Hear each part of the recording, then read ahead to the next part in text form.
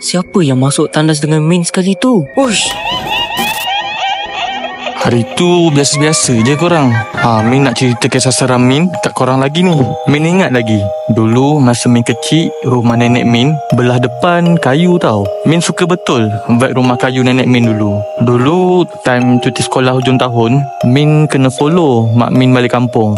Family Min antara family yang terawal jugalah sampai kampung. Sebab cousin-cousin lain ada yang sampai esoknya, ada juga yang sampai lusa.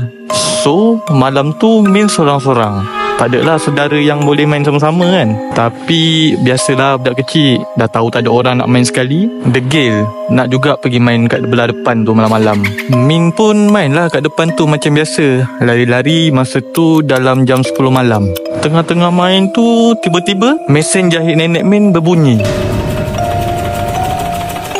Kuat pula tu. Seolah macam ada orang tengah berjahit. Orang tahu kan mesin jahit yang lama tu, yang kena pijak dulu tu baru boleh bergerak. Padahal Min je tahu kat depan. Family Min semua kat belakang baru nak start tidur. Min terus lari kat mak Min, tutup muka pakai selimut. Tapi Min terdengar suara halus. Kau nak main dengan nenek sekali ke? Sejak tu Min terus tak main dah kat depan tu. Sebab mesin jahit je. Sampai sekarang Min nampak je mesin jahit tu, Min rasa ada something kat mesin jahit tu.